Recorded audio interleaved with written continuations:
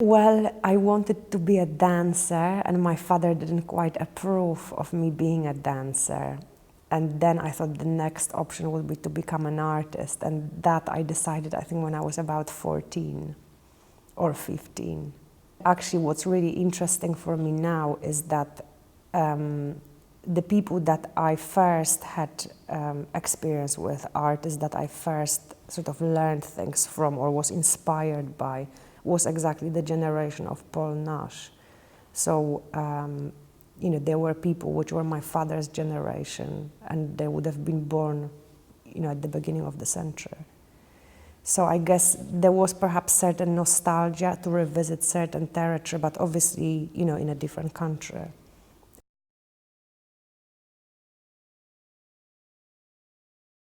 I don't have really any commitment to a medium, as you can see, that there isn't really a consistent sort of formal brand that I'm trying to create. I was very much interested in working in an area which doesn't actually limit me in what medium I can work within. So I think that this is just a perfect opportunity, because partly I make things, but I also borrow things. So I have this kind of very dynamic, I guess, practice where anything and everything can happen.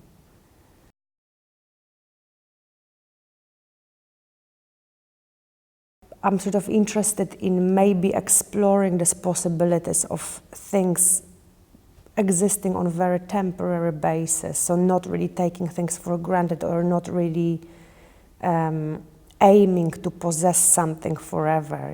It's this ability of perhaps letting things go and just keeping some kind of memory of an event rather than having these very solid statements about my process of thinking and the way how I work. So it is maybe philosophical to some extent, but I think that is just a condition of how I work or how I live.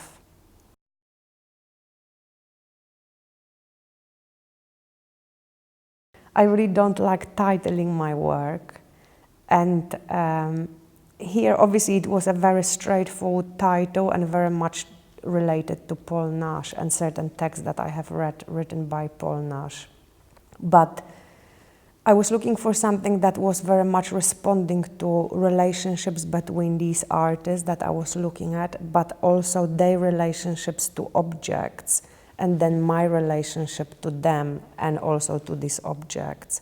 So objects in relation was just a very sort of brief kind of indication maybe to what I was interested in.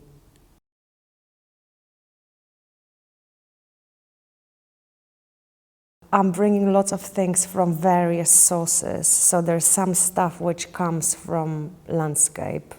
There's stuff that we have found in forest and quarries, and then there is stuff from the archive.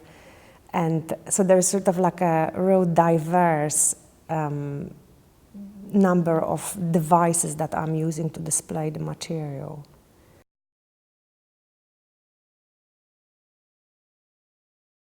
I think that archive much more represents very personal, I think, side of artists' life and their whole evolution within their work.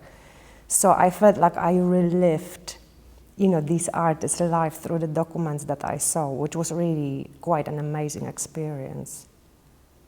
And you sort of find things from love letters to suicide notes. It's just really quite an amazing experience.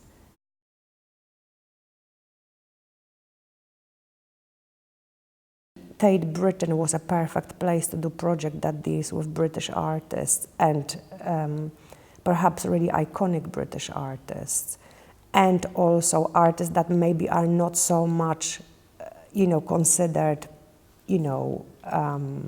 cool. So I don't know. I wanted to retrieve something that was maybe in the shadows slightly at the moment. I really wanted to draw parallels between maybe the group of artists that I work with to the group of artists that, that I sort of researched in the archive. You have Unit 1, you have Surrealist group, you have London group, I'm not really interested in one particular group, I'm more interested in the whole concept of a group.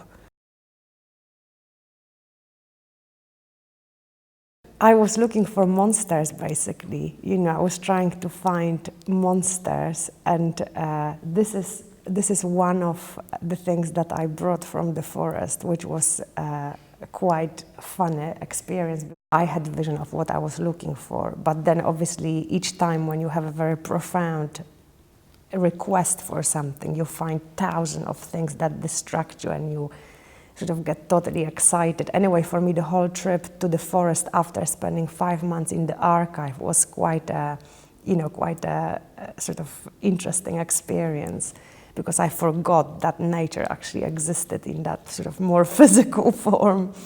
So it was really interesting, but I picked on things that I just felt that were the thing that I was looking for. It was really interesting because even bringing this piece of wood to London on the train was a very interesting and funny experience. Everyone was completely curious about what this thing was, which was just absolutely insignificant but slightly interesting looking thing. So we got involved on every single train and bus on my way home, with people basically chatting me up and trying to find out why I'm bringing this thing home or to my studio.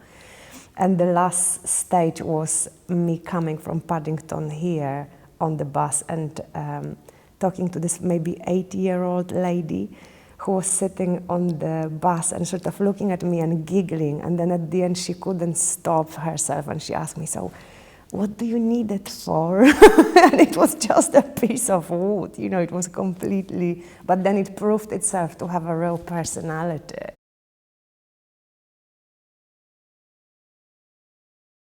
Model was a really good point for me to start dealing with the actual space and the dimension of the space. And I previously worked with architectural models as well, so it was just the way of marking your ideas and making them much more physical, but on a very small scale, since I don't really have time to rehearse in the gallery so much. It was just to sort of see how certain things can relate to each other and what the possible narratives could be really within this context. So I think that is just a very helpful device, really.